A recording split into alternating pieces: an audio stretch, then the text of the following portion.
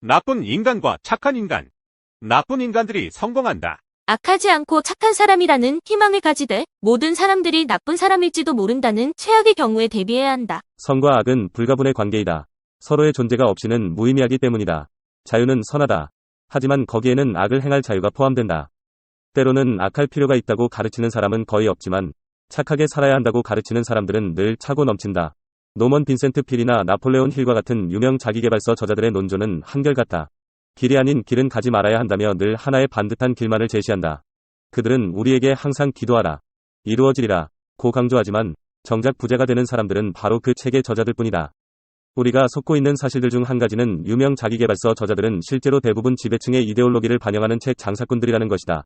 생존 당시 미국 지배층의 대변인 격이었던 노먼 빈센트 필이 쓴 적극적 사고방식이라는 책은 1952년에서 1955년까지 성경보다 더 많이 팔린 베스트셀러였다. 이후에도 착한 양들을 겨냥한 기도하라, 이루어지리라.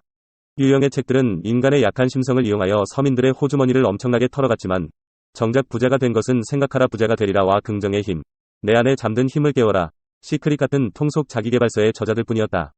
세속적인 성공을 신의 은총이라고 보았던 유대인처럼 그들은 자본주의가 선이라는, 돈을 버는 일은 최소한 미덕과 양립할 수 있다는 생각을 끊임없이 우리에게 강요한다. 그들은 다른 사람들에게 도움을 주기 위해 썼다고 변명하지만 그것은 도덕적 판단을 독점하는 결과를 빚을 뿐 아니라 남들의 이해관계에 멋대로 개입할 권리가 있다고 주장하는 격이다. 한마디로 정리하면 그들이 다른 사람들에게 도덕을 강요하는 이유는 그것이 결국은 자신에게 이익이 되기 때문이다. 인간에 대한 정의 중 가장 잘못된 것은 인간을 이성적인 동물이라고 보는 것이다. 인간은 서로에게 늑대와 같은 존재이며 같은 종족을 조직적으로 죽이는 유일한 존재다. 어쩌면 이 세상은 다른 행성의 지옥일지도 모른다. 이 지구상에서 가장 두려운 존재는 바로 인간이다. 늑대는 다른 늑대에게도 늑대이지만 서로 해치지도 않으며 신사적으로 행동한다. 토마스 홉스는 이런 글을 남겼다. 사람은 사람에게 신과 같은 존재이지만 1대1로 맞닥뜨릴 때는 떠돌이 늑대와 같다. 이 말은 사람은 너무도 결점이 많고 다른 동물들이 가지고 있는 미덕이나 장점이 부족한 존재라서 자기 자신뿐만 아니라 종 전체에 위협이 된다는 뜻이다. 바로 이게 인간을 사회적인 존재로 만든 첫 번째 요인이다. 가장 비열하고 가장 증오할 만한 특성이 인간을 가장 규모가 크고 가장 행복하며 또 가장 번성한 사회에 적합한 존재로 만드는데 필수적인 요소로 작용하기 때문이다. 정치적 질서가 만들어지지 않은 자연 상태를 약육강식이 지배하는 만인에 대한 만인의 전쟁이라고 주장했던 토마스 홉스의 말처럼 문명은 인간의 악덕 주변에서 발생한다. 즉 모든 선은 악을 토대로 해서 나온다. 간단히 말해서 인간은 어쩔 수 없이 그래야만 할 때 비로소 나쁜 짓을 하지 않는다. 이것도 뉘우쳐서가 아니라 그럴 능력이 없어서 나쁜 짓을 하지 않는다. 인간은 속이는 자인 동시에 속임을 당하는 자이기도 하다. 오로지 악행을 할 기회를 얻지 못한 사람들만이 선하다. 부자들 중에는 우리가 생각하는 것보다 훨씬 더 악한 사람들이 많다. 모두가 그런 것은 아니지만 상인들은 실제 매출을 속이고 기업들은 장부를 조작하는 데 능랄하다. 그로 인해 감옥 사정은 해마다 악화되고 있다. 예전에는 개인들도 부동산 매매 시 실거래가를 밥 먹듯이 속였다. 이런 사악한 세상에서 편법으로 돈을 벌고 나쁜 짓을 할 기회조차 갖지 못했던 사람들은 얼마나 억울하겠는가. 자산의 규모에 따라 개인의 가치가 평가되는 사회에서 실패자로 한 많은 삶을 마감할 수밖에 없는 사회적 약자들은 얼마나 분통이 터지겠는가. 그렇다고 모든 인간은 태어날 때부터 동등하다는 교육을 받은 실패자들에게 그들의 삶이 완전히 실패한 게 아니냐고 묻는 것은 금기다. 따라서 우리는 악인들에게는 반드시 사후의 심판이, 현실의 지옥에서 현기를 마친 선인들에게는 천국이 기다리고 있다는 희망을 갖게 해야 한다. 우리는 세상의 모든 사람들이 악하지 않고 착한 사람이라는 희망을 가지되 나쁜 사람일지도 모른다는 최악의 경우에 대비해야 한다. 인간의 삶이란 사악함과의 투쟁이다. 어차피 인생은 타인의 악의와의 전쟁이다. 어차피 인생은 타인의 악의와의 전쟁이다. 그런 면에서 일상에서의 경쟁도 국가 간의 전쟁 못지않게 중요한 것이다. 우리 모두가 정신을 집중하고 최선을 다해야 하는 작은 전쟁들, 모욕과 두려움을 떨쳐내고 우리 주변의 모든 것이 사라질 때도 냉정함을 유지해야 하는 작은 전투들이 일상의 삶에서 반복된다. 인간의 삶이란 사악함과의 투쟁이다. 지혜로움이란 그대의 의도대로 책략을 구사할 수 있다는 뜻이다. 지혜가 행하는 것은 뜻한 바 그대로가 아니라 그저 속이기 위한 것이다. 지혜는 노련하게 허세를 부리지만 나중에 보면 예기치 않았던 것을 이루며 끊임없이 자신의 책략을 감추려 든다. 지혜가 뜻한 바를 내보이는 경우는 적의 주의를 다른 곳으로 돌리려 할 때이다. 그러나 곧 다시 돌아서서는 누구도 생각하지 못했던 승리를 거둔다. 허나 그에 앞서 지혜는 주의를 기울여 차후의 일을 예리하게 통찰해내며 치밀하게 생각을 거듭한다. 지혜로운 자는 언제나 사람들이 보여주는 것에 이면을 파악할 줄 알며 짐짓 아무것도 모르는 표정도 지을 줄 안다. 적이 의도한 바를 처음으로 보여줄 때는 언제나 그냥 흘려보내고 두 번째, 세 번째의 것을 기다려라. 연기는 기교를 더하고 한층 높은 단계에 이르며 심지어는 진실을 드러내 속이고자 한다. 술책을 숨기기 위해 연기의 방식이 달라진다. 그리하여 실제의 것이 위장된 것으로 나타나며 이때 기만은 완전한 정직함을 기반으로 하게 된다. 그러나 깨어있는 지혜는 관망할 줄 알며 날카로운 눈매로 비관에 감추어진 어둠을 통찰한다. 지혜는 솔직하게 보일수록 더 기만적이었던 그 의도의 암호를 풀어낸다. 바로 그러한 방식으로 그리스 신화에서 피톤의 강대는 모든 것을 꿰뚫는 아폴론의 빛에 대항하는 것이다. 비참한 자만이 오직 착한 자인 것은 아니다. 니체의 도덕의 계보. 인간은 자유로운 존재로 태어났다. 그러나 어디를 봐도 그에게는 족쇄가 채워져 있다. 이 유명한 명제는 루소의 사회계약론에 등장하는 것이다. 인간은 태어날 때는 다른 동물과 같이 자연적 법칙에 따른 자연스러운 존재지만 태어난 직후부터는 다른 동물과 달리 규범이라는 관념적 족쇄가 채워진 문화적 존재라는 뜻이다. 맞는 말이다. 인간은 습한 종류의 다양한 규범, 인위적 구속에 묵혀있다. 모든 규범은 일종의 족쇄다. 필요에 따라 만들어졌다가 폐기될 수 있는 대부분의 규범들과는 달리 도덕적 규범은 그렇지 못하다.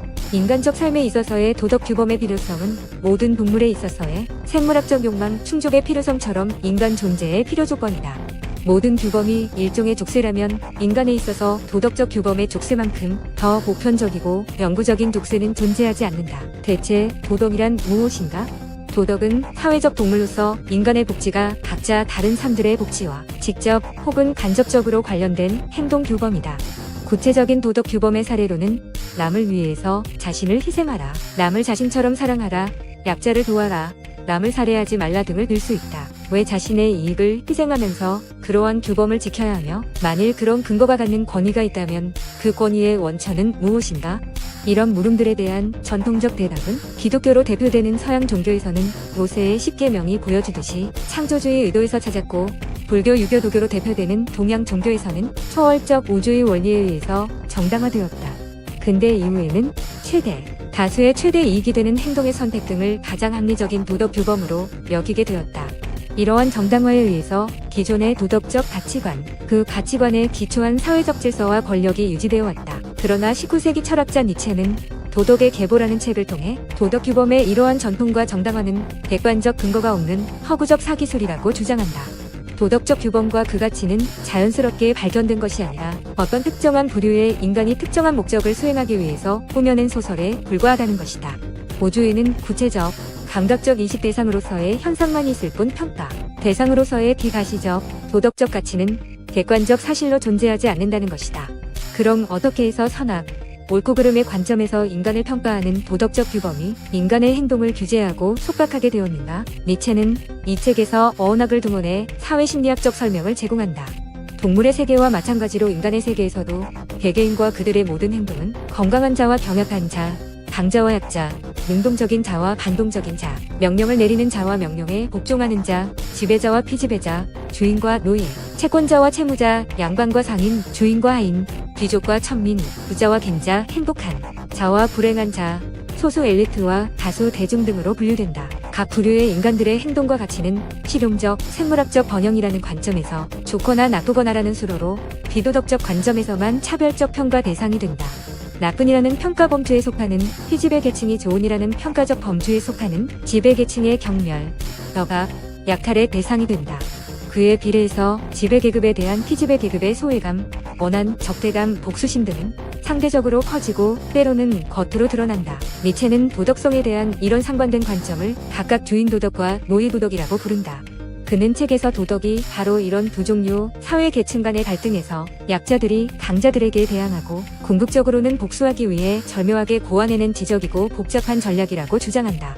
약자들이 그들의 복수를 위해 이렇게 묘한 꾀를 고안해낼 수 있었던 것은 밖으로 쏟아낼 수 없이 억압되었던 그들 삶의 에너지가 내면으로 집중됨으로써 지능을 발달시킬 수 있었기 때문이라는 것이다. 약자가 자신을 힘으로 억압해왔던 강자를 정복할 수 있었던 전략은 주인 도덕과 노예 도덕의 도치, 객 가치의 변용적 평가에 있다.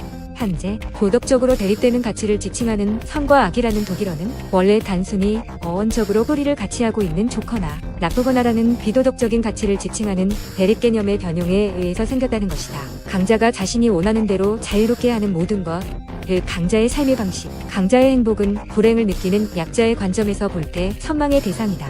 좋은 것인 동시에 선망이면서 더 나아가 복수의 대상이 되었다. 따라서 보고 생각만 해도 기분 나쁜 것이다. 이러한 강자와 약자 간 존재 방식의 갈등에서 약하고 자유롭지 못한 대중들은 가치관을 정복하고 변형하게 되었다.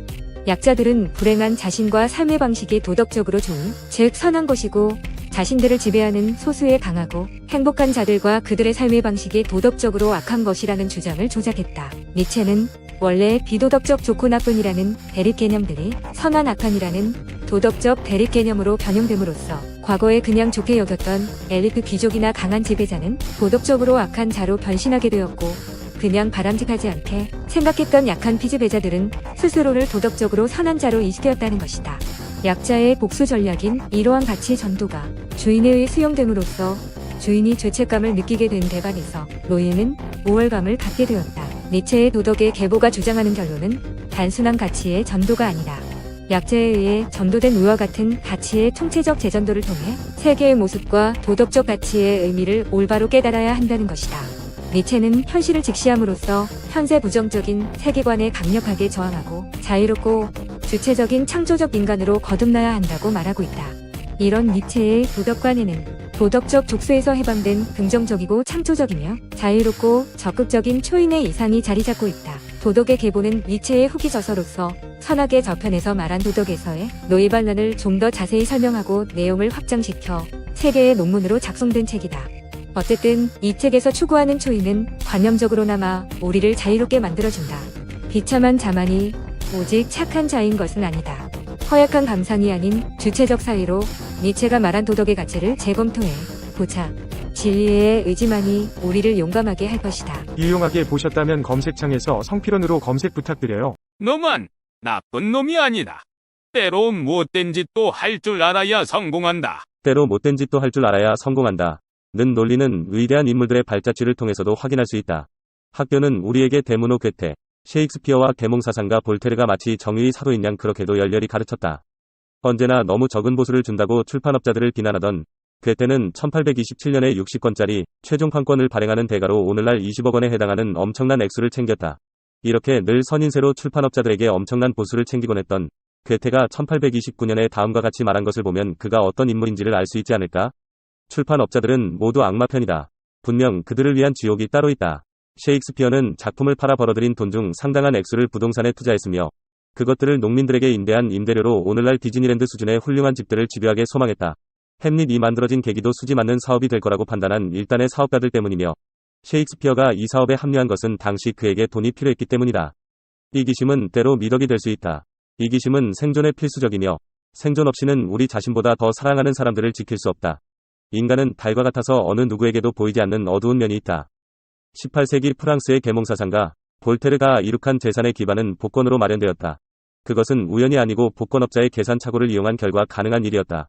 복권업자의 복권을 몽땅 사들일 경우 100만 루블의 이익을 낼 것이라는 사실을 발견한 볼테르는 돈을 빌리고 복권을 사재기 할 사람들을 동원해 복권을 사들였다. 그는 이렇게 딴 돈을 해운업과 주식에 투자했다. 그 밖에도 유명인으로서 받는 각종 사례비를 곡물거래와 시계공장에 투자했다. 그는 법망을 피해가며 위와 같은 방식으로 투자한 결과 말년에는 프랑스에서 20번째 내에 드는 부자가 되었다.